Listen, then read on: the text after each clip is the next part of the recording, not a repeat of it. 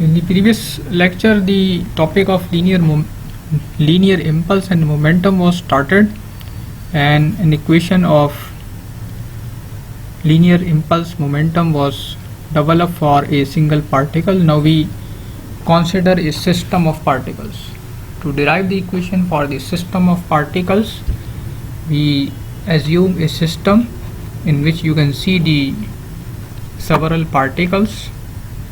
On a single particle there can be internal force and external force. The symbol for external force is capital F, small f is for the internal force, and the particle under consideration is ith particle. The position vector for the ith particle is Ri. The representative location, the representative particle for the system is the particle which is at location G. G is the center of mass, and the position vector from the origin to the center of mass is Rg. So we start the derivation considering the equation of motion for ith particle. Summation Fi equal to summation Mi dvi over dt. Now, as we discussed in the previous topics, the effect of the internal force is cancelled out, because when one particle applies force on the other, so from the one side it can be considered positive, and on the other side for the other particle it is considered negative. So the internal forces are cancelled out. So in the equation we have only the external forces. We multiply with dt. After multiplying force with dt we get the impulse, and the other term contains the momentum. So mass multiplied by velocity gives the momentum. So when mass is multiplied with dv, dv gives two velocities, velocity at location 1 instant 1 and velocity at instant 2.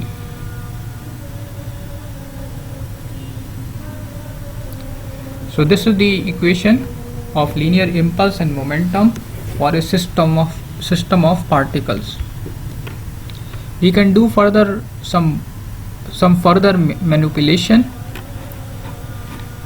As I mentioned, the representative location is G, so we can write mRg equal to summation Mi Ri. Mi is the mass of the independent or individual particle, and this m is the total mass of the system. So the product of position vector or distance with m of any individual particle, and then after summation it will give the position vector distance with center of mass and multiplied by the total mass. In the similar manner we can write mvg equal to summation mi vi. After differentiation of this equation we will get an equation in terms of velocity. So this equation can be written for a system of particles with subscript g. G will be the center of mass. So instead of ith particle we are using G, because G is the representative of all the particles within the system. Now within the system of particles, suppose there are no external forces or the external impulses are negligible. When the external impulses are negligible, then the momentum is conserved. Suppose the particles have momentum MIVI, the total momentum will remain unchanged. In the case of negligible external impulses, the momentum of an individual particle can change, but the sum will remain constant. Usually we apply this equation when the particles collide or interact. In the case of the interaction of the particle or collision, there is momentum exchange the momentum of one particle increases whereas the other particle decreases, but the total momentum remains same.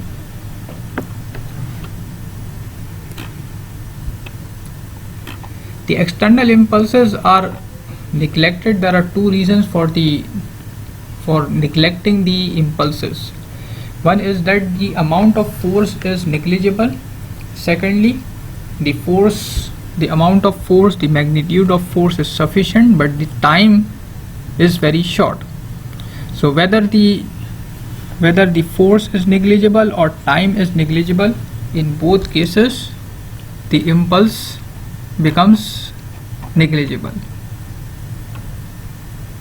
The forces can be impulsive or can be non-impulsive.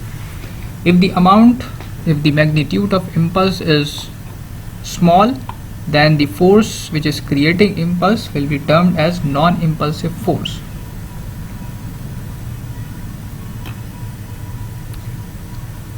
The forces which are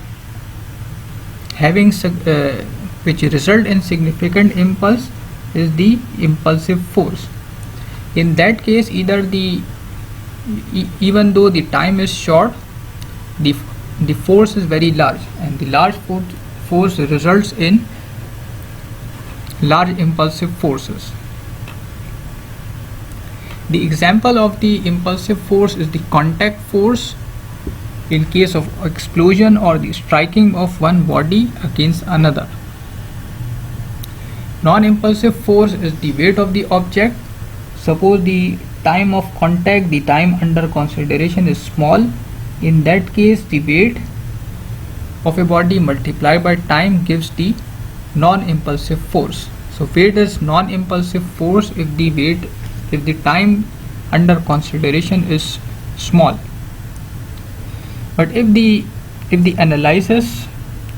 time for the analysis is significant, then weight can also become impulsive force. Suppose we consider the interaction of racket and a ball.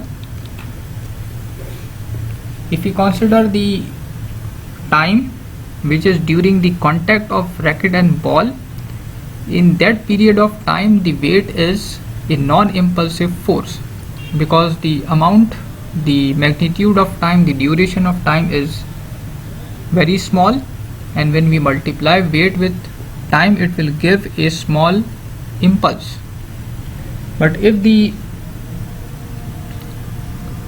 case under consideration is the falling of a ball after the interaction and the time is sufficient, in that case the weight can become an impulsive force. So whether the force is impulsive or non-impulsive, it will depend on the magnitude of time or the duration of time.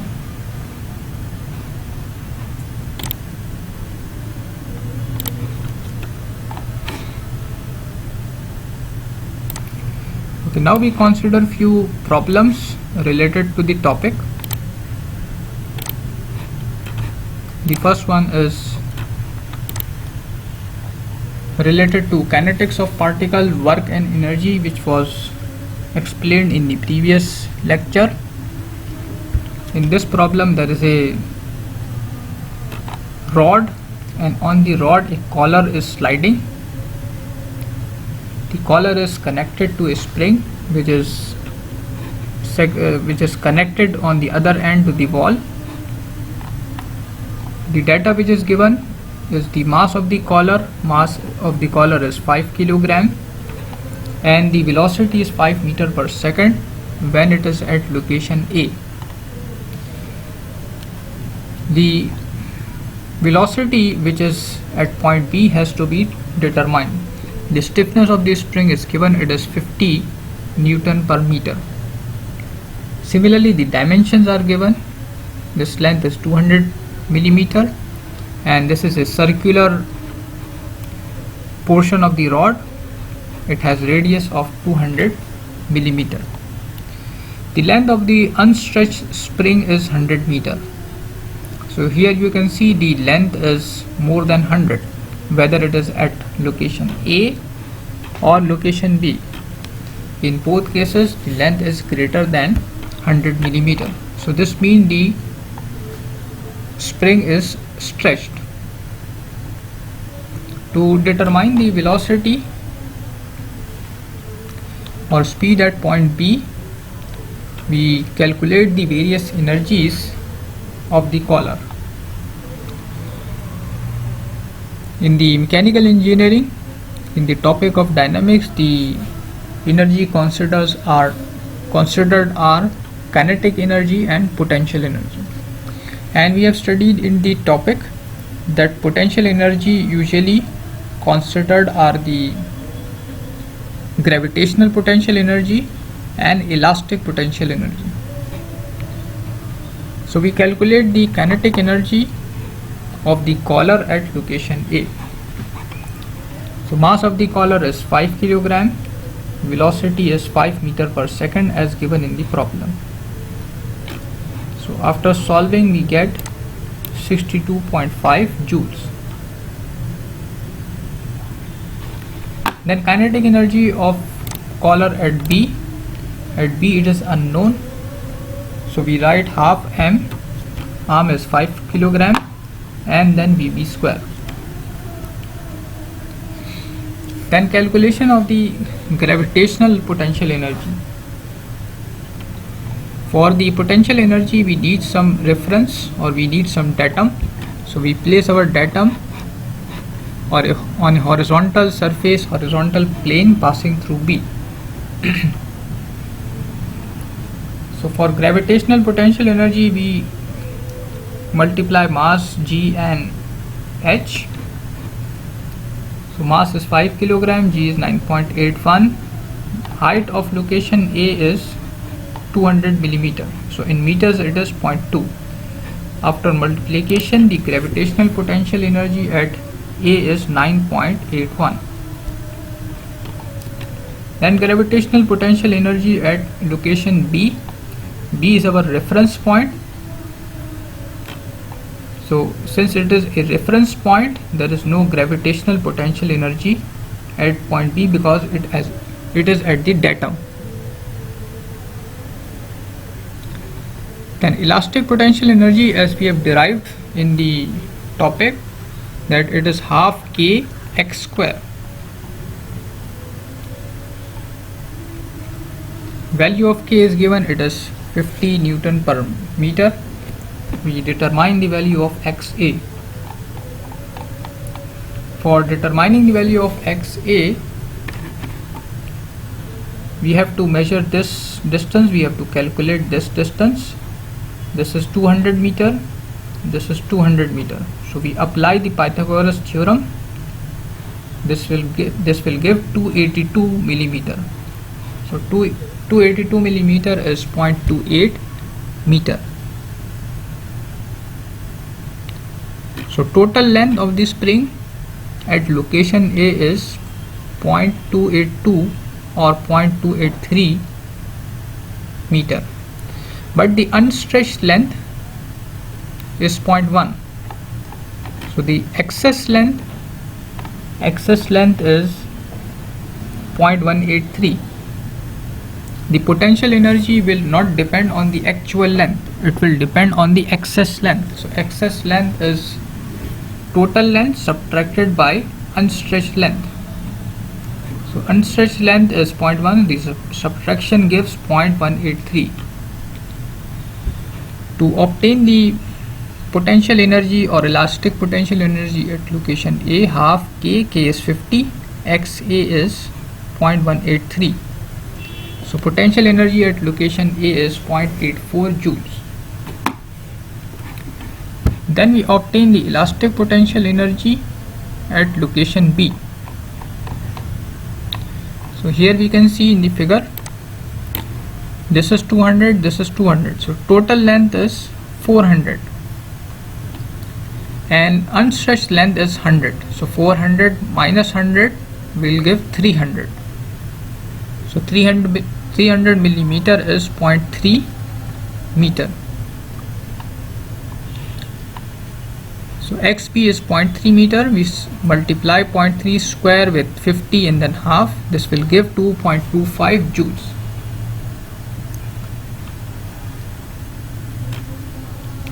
Now we apply the conservation of energy principle. There is no energy addition between A and B. So the energy will conserve.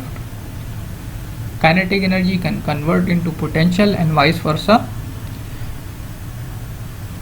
So this is our equation, main equation. Then we split the two potential energies. Kinetic energy has been calculated at location A, 62.5. Gravitational potential energy at location A, 9.81. Elastic potential energy at location A is 0.84. Kinetic energy at location B is unknown. Since VB is unknown, then gravitational potential energy at B, elastic potential at B. So there is only one unknown. The value of velocity comes out to be 5.3 meter per second. Then in next part,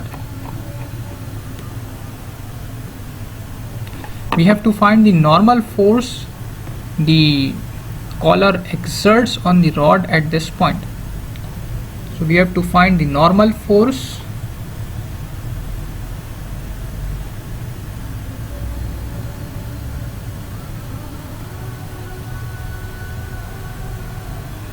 you can see the diagram. There is weight of the collar which is acting downward. Then there is spring force. The spring force is always opposite to the direction of stretch. The spring is stretched, so spring force is on the opposite direction. Then there is a normal force exerted by the collar on the rod. The acceleration is in the tangential direction. So we have to find the normal force which is due to the spring force plus the velocity of the collar. The spring force is K multiplied by XB. XB is 0.3, stiffness is 50, we multiply, we get 50 Newton.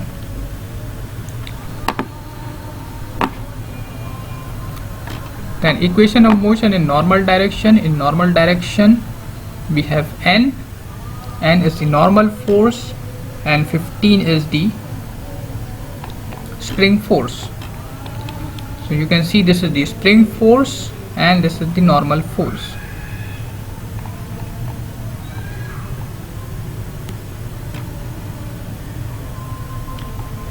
From the figure you can see that this is the normal direction and this is the tangential direction.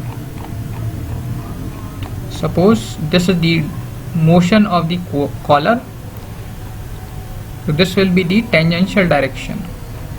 This is tangential direction, and perpendicular to tangential direction this is the normal direction.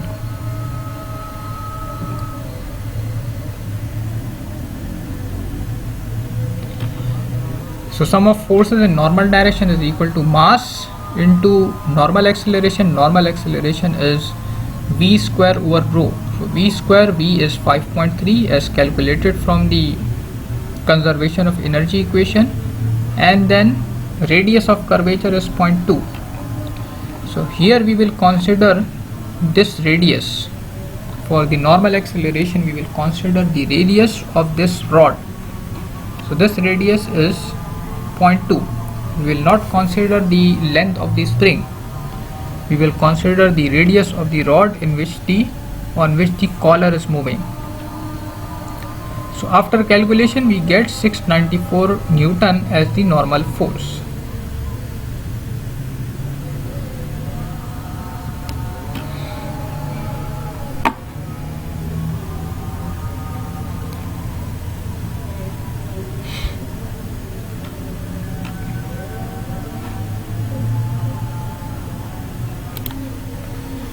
Next question is 14-74.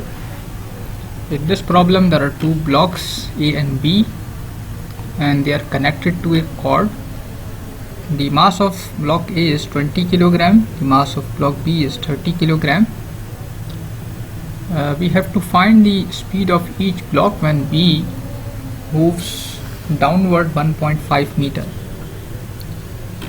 The initial condition is given. Initially the blocks are at rest, and this is the assumption that we have to neglect the mass of pulleys and cords in the analysis.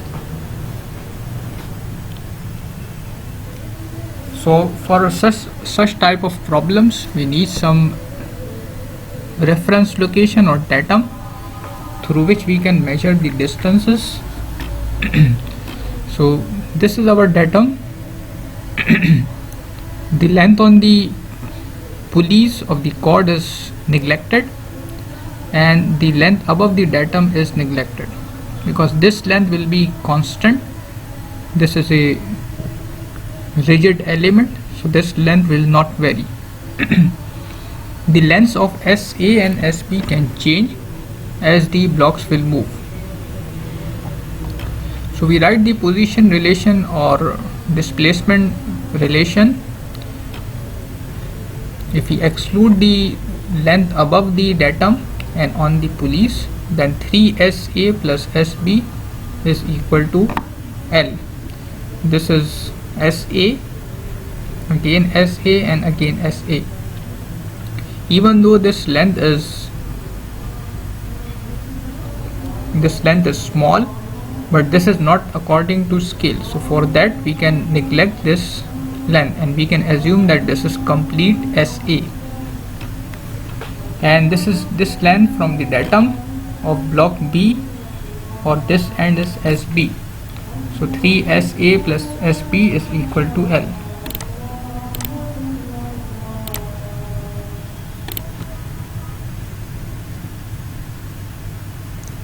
Now we consider two positions, position 1 and position 2. Suppose at position 1, SA1, 3SA1 plus SB1 equal to L, and then 3SA2 plus SB2 equal to L. This is for location 2. Then we subtract the above two equations. We get the equation in terms of delta. 3 delta SA plus delta SP equal to 0. Then we get the displacement of SP in terms of SA. It is given in the problem that delta SB is 1.5. The block B moves in downward direction and the length is 1.5 meters. We consider the downward direction to be positive. The reason is that from the previous topics, when the blocks or the object moves away from the datum, then it is positive, and if it is moving towards the datum, then it is generally considered negative. So based on this nomenclature or sign convention, we get delta SB equal to minus 3 delta SA.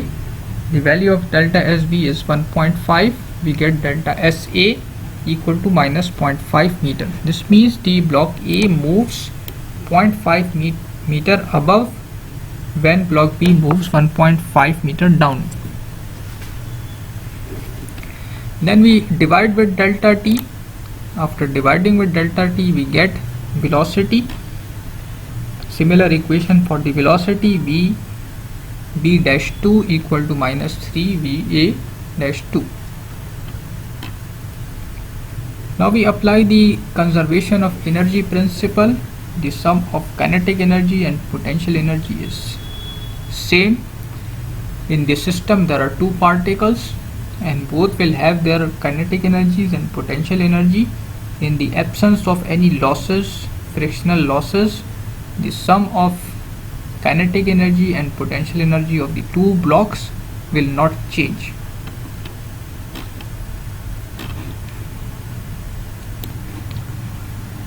So initially the blocks are at rest, so kinetic energy T1A, T1B both are 0. Then for potential energy we write MAG as A1, similarly MBG multiplied by SP1 for blocks A and B. Then similarly we write for position 2 as A2 and SP2. Finally the blocks have kinetic energy, which is written on the right hand side. Then we move these two terms on this side and then we subtract. We will get delta SA and delta SB. The masses of the blocks are given, and similarly the displacement has already been calculated, so we get equation number 2. So we have now two equations for velocities. This is equation number 1 and this is equation number 2. So after solving these two equations, we will get the two velocities. So velocity of block B is 4.62, that is in the downward direction, and velocity of block A is 1.54, and since it is in the upward direction we have a negative sign. Next question is related to impulse and momentum. In this question there are two blocks A and B. The mass of the block or weight of the block A is 100 pounds and mass of or weight of block B is 50 pounds. So the force is applied on block A or crate A, and it is 50 pounds. Initially the two crates are at rest. You have to find the speed when time is equal to 5 seconds. Then next we have to find the force exerted by crate A on crate B during the motion. The coefficient of friction is given, it is 0.25. We can see the diagram for the forces on the two crates. There is an applied force on crate A of 50 pounds, and there will be some reaction due to presence of B, and that force is FAB. Then there is friction between the crate and the surface, FF. Then there is normal reaction due to weight of the crate. Similarly for crate B, there is a force due to presence of crate A, which is FBA, and then friction force, normal force, and then weight of the crate. We calculate the friction force using the coefficient of friction and normal reaction. The force of friction can be written in terms of the normal forces. In y direction there are only two forces. One is weight of the crate and second one is the normal reaction.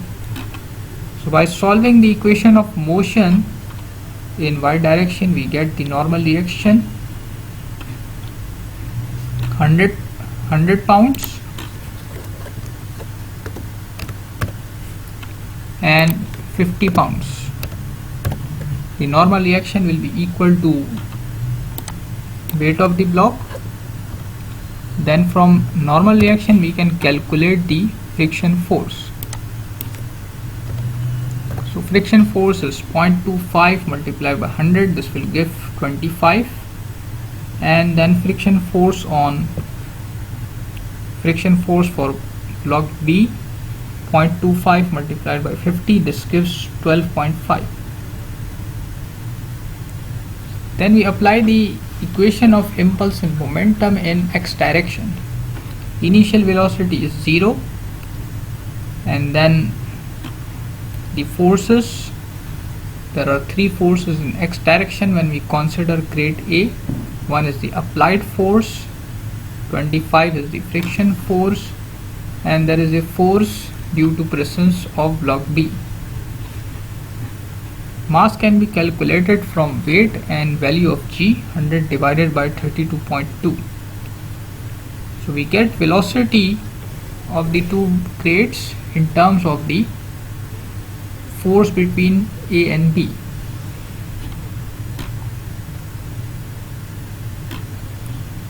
Then we use the impulse and momentum equation for grade B. There are two forces, one is FAB,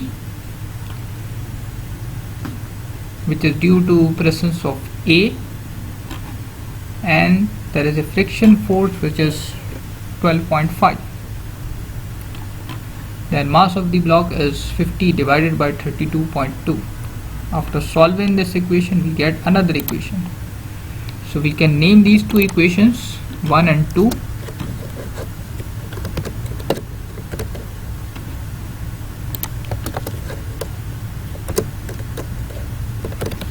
Then we solve two equations, and then we will get the value of velocity. Velocity comes out to be 13.4 and the force is 16.7 pounds. This means block B is exerting force on A of 16.7 pounds. Similarly, block A is applying force on block B or grade B, and the magnitude is 16.7 pounds.